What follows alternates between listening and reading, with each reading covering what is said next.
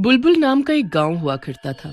उस गांव में एक 16 साल की बिंदिया नाम की लड़की रहती थी। बिंदिया गांव के ही एक सरकारी स्कूल में पढ़ा करती थी। बिंदिया पढ़ने लिखने में बहुत होशियार थी, लेकिन उसके मम्मी पापा बहुत ही गरीब थे। एक दिन बिंदिया अपनी माँ से अपनी पढ़ाई के बारे में बात कर रही होती है। अम्मा, तुमको पता है आज हमारे स्कूल में परीक्षा हुई थी और मैं उसमें प्रथम आई हूँ।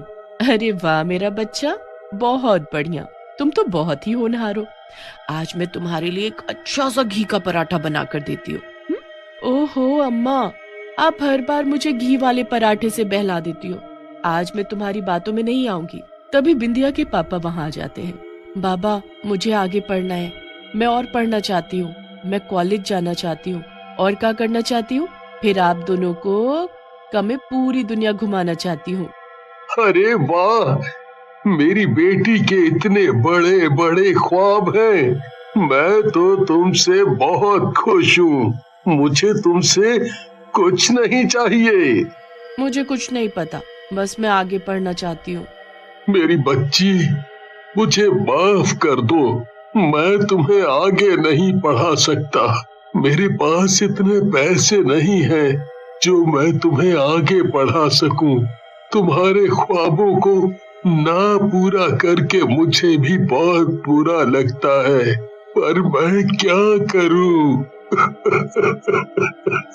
बाबा, आप रोइए मत, कोई बात नहीं बाबा। एक दिन जब बिंदिया अपने स्कूल की तरफ जा रही थी, तभी उस रास्ते से जमींदार का बेटा सूरज अपनी जीप लेकर निकलता है। सूरज की नजर बिंदिया पर पड़ती है। अरे वाह, ये लड़की तो बहुत ही सुंदर है। अरे सुन तो बबुआ, ये लड़की कौन है? अरे मालिक, ये तो अपने गांव के किसान की बेटी है। अच्छा, अभी अपने बाबा से कहकर मैं इसके घर अपना रिश्ता भिजवाता हूँ।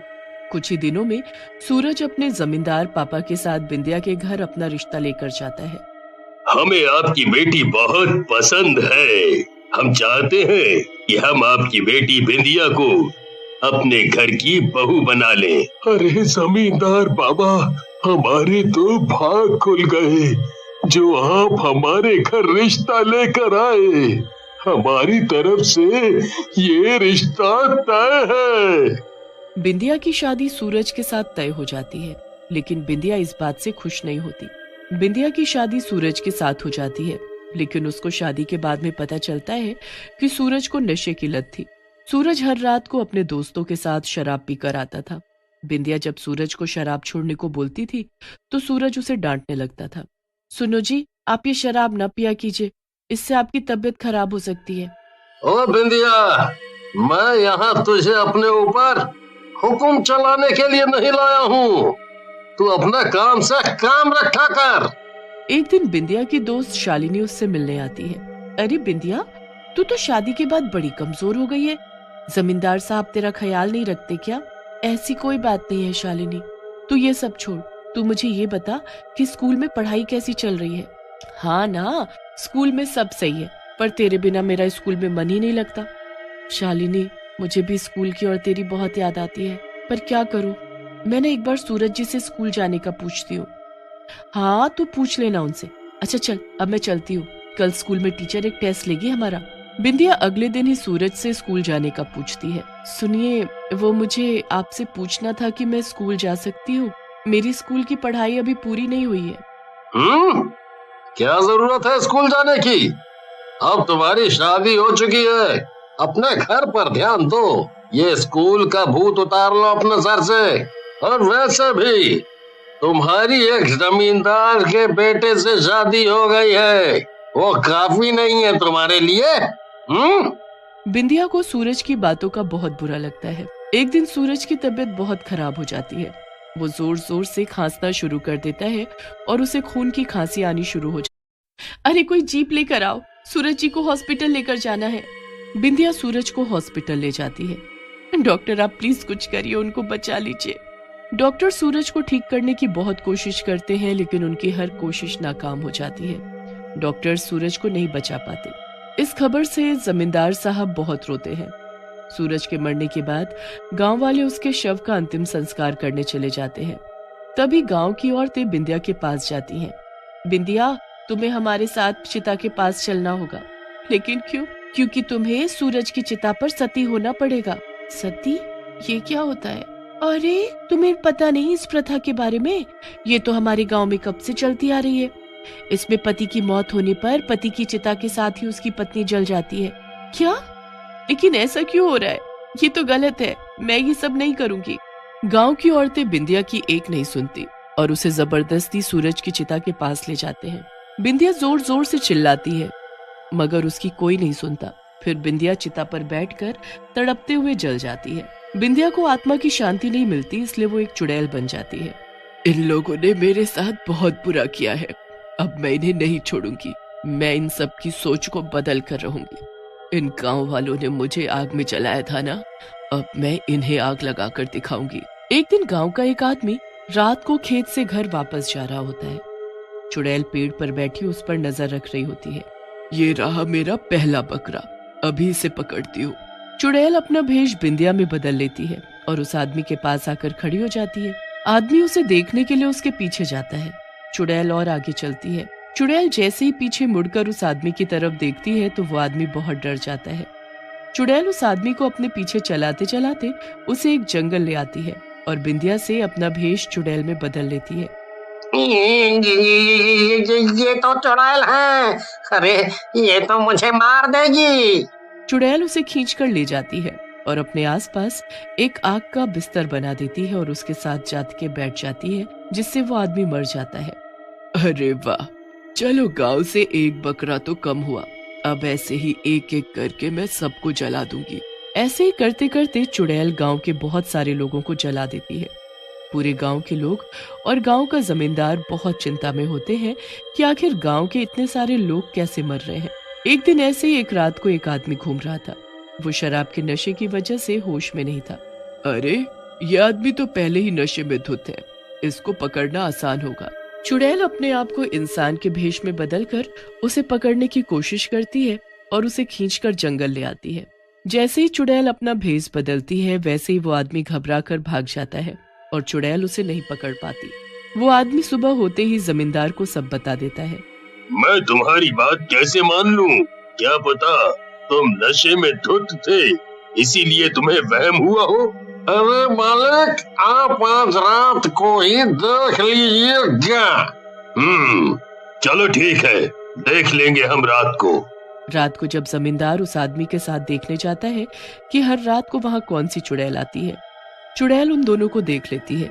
ये दोनों तो मुझे ही ढूंढते ढूंढते आ गए हैं। लगता है इनको पता चल चुका है कि उनके गांव में एक चुड़ैल घूम रही है। जमींदार जैसे ही चुड़ैल को देखता है तो उसे पकड़ने के लिए उसके पीछे चला जाता है। चुड़ैल को पता चल जाता है कि उसका कोई पीछा कर रहा है। तभी चुड़ैल अपने आसपास आग का बिस्तर बना देती है और उस पर बैठ जाती है।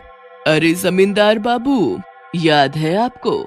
आपने मुझे ऐसे ही अपने बेटे की जलती चिता पर बिठा दिया था, कुछ याद आया? बिंदिया बहू? हाँ, मैं। जैसे आपने मुझे जलाकर मार दिया था वैसे ही मैं इस पूरे गांव के लोगों को जला दूंगी। नहीं नहीं बिंदिया, हमें माफ कर दो, ऐसा मत करो। हम आज से ये सती प्रथा गांव से हटा देते हैं। हमें समझ आ गया है, पति के मरने के बाद भी पत्नियों को जीने का हक होता है। हमें माफ कर दो। अच्छा है, आपको ये बात समझ में आ गई। मैं खुश हूँ कि अब ये प्रथा गांव से खत्म हो जाएगी। इतना कहकर चुड़ैल आसमान में उड़कर गायब हो जाती।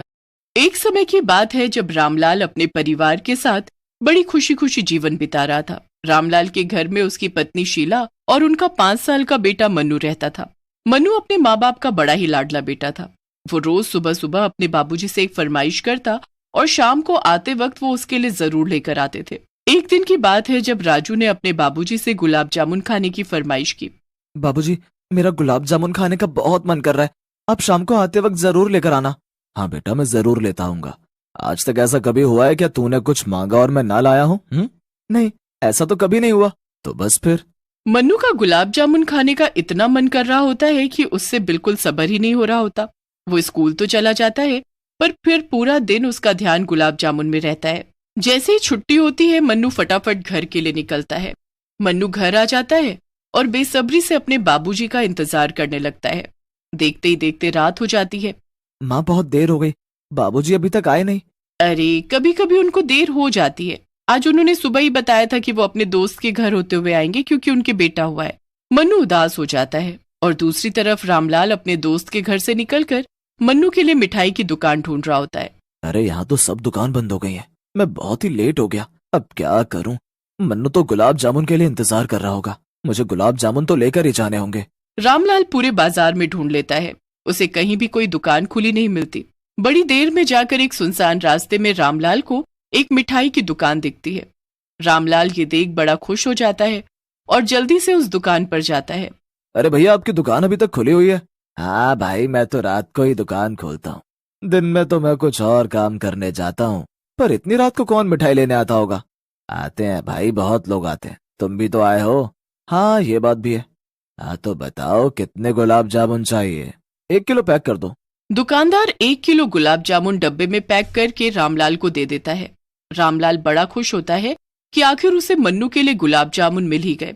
रामलाल जल्दी से घर पहुंचता है और दरवाजा खोलता है। मन्नू अपने बाबूजी को देखकर भागता हुआ आता है और बोलता है, जल्दी बताओ मेरे गुलाब जामुन कहाँ है? अरे रुको रुको, सब्र रखो, गुलाब जामुन लेकर आया हूँ, पर बहुत गर्म है, तुम आराम से बैठो और तुम्हारी माँ तुम्हें कटोरी में डालकर दे देगी। हाँ माँ, जल्दी दो। ठीक है, अभी देती हूँ। सुबह से गुलाब जामुन की रट लगा रखी है। शीला मन्नू के लिए गुलाब जामुन कटोरी में डालकर लाती है। मन्नू जैसे ही गुलाब जामुन खाता है कि बस खाता ही रह जाता है। इतने स्वाद गुलाब जामुन उसने पहले कभी भी नहीं खाए होते। ये गुलाब जामुन कितने नरम है और गरम भी, सच में बड़े ही स्वादिष्ट हैं ये तो ये सारे गुलाब जामुन मैं ही खाऊंगा। हाँ हाँ खा लेना, कोई बात नहीं, ये तुम्हारे लिए ही तो आए, पर हमें एक तो दो। नहीं नहीं, एक भी नहीं दूंगा, सबके सब मैं ही खाऊंगा। बस फिर मन्नू एक के बाद एक सब गुलाब जामुन चट कर जाता है। वो ऐसे गुलाब जामुन खा रहा होता है जैसे जन्मों का भूखा हो। थोड़ी देर में वो सब गुलाब जामुन खा जाता है।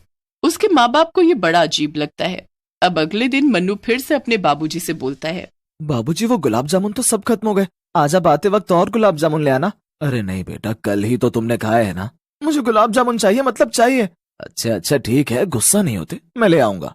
अब रामलाल अगले उस रात भी आते वक्त गुलाब जामुन की दुकान पर जाता है और 1 किलो गुलाब जामुन ले आता है। इस बार भी उसकी दुकान पर कोई भी ग्राहक नहीं होता। अरे भैया, आपके गुलाब जामुन की मेरा बेटा बहुत ही तारीफ कर रहा था, उसे बहुत पसंद आए, इसीलिए 1 किलो और पैक कर दो। ठीक है करता हूँ, पर एक बात तो बताओ, इतने स्वाद गुलाब जामुन और आपकी दुकान पर कोई भी ग्राहक नहीं, आप यही गुलाब जामुन अगर दिन में बेचना शुरू कर दो तो आपकी दुकान पे बहुत भीड़ आएगी। खैर मुझे क्या, मैं घर पहुंचूं। रामलाल गुलाब जामुन का डब्बा लेकर निकल पड़ता है, पर रास्ते में वो सोचता है कि आखिर उसने ऐसा क्या कह दिया कि दुकानदार उस पर भड़क गया। घर पहुंचते ही मन्नू डिब्बा खींचता है और गपागप गुलाब जामुन खाने लगता है। उसके मुंह में गुलाब जामुन भरा होता है, फिर भी वो खाए जा रहा होता है और वो पागलों की तरह बस एक के बाद एक गुलाब जामुन मुंह में डालता ही रहता है। मन्नू के माता पिता उसको ऐसे जानवर की तरह खाते देख बड़े हैरान होते हैं। दोनों एक दूसरे की शक्ल देखते हैं। हाँ, कल भी ऐसे ही खा रहा था और आज भी, आखिर इसे हो क्या गया है? ऐसे खाएगा तो पेट में दर्द ना हो जाए। शीला मन्नू के हाथ से डब्बा खींचने लगती है कि तभी मन्नू गुस्से में लाल आंखें करके अपनी माँ की तरफ देखता है। वो अपनी माँ से डब्बा वापस खींचता है और गुस्से में भरी आवाज में चीख कर बोलता है, पागल औरत, समझ नहीं आता तुझे, एक बार में दोबारा मेरे गुलाब जामुन को हाथ लगाया तो हाथ तो। ये सुनकर तो शीला और रामलाल दंग ही रह जाते हैं। शीला को इतना गुस्सा आता है कि वो अपना हाथ उठा देती है, पर मन्नू के देखते ही देखते उसका हाथ हवा में ही रुक जाता है। शीला बहुत कोशिश करती है पर उसका हाथ टस से मस नहीं हो रहा होता। कुछ तो गड़बड़ है, तुम चलो अंदर। शीला जल्दी से रामलाल को अंदर लेकर जाती है। तो मुझे अंदर क्यों लेकर आई? आज इसको एक हाथ लग जाता तो इसे अकल आ जाती, तुम्हें इसे मार देना चाहिए था, तुम्हें रुकना नहीं चाहिए था। अरे मेरी बात तो सुनो एक बार। मेरा हाथ अपने आप हवा में रुक गया था, मैंने रोका नहीं था। जो बच्चा ठीक से एक रोटी नहीं खा पाता था वो आज एक बार में 1 किलो गुलाब जामुन खा जाता है, और वो ऐसे जानवर की तरह खा रहा है। और ऊपर से उसकी आंखें देखी आपने, कितनी लाल और गुस्से से भरी थी। उसके देखते ही मेरा हाथ हवा में रुक गया और लाख कोशिश करने पर भी वो नहीं हिला। ये तुम क्या बोल रही हो? मेरी तो समझ ही नहीं आ रहा।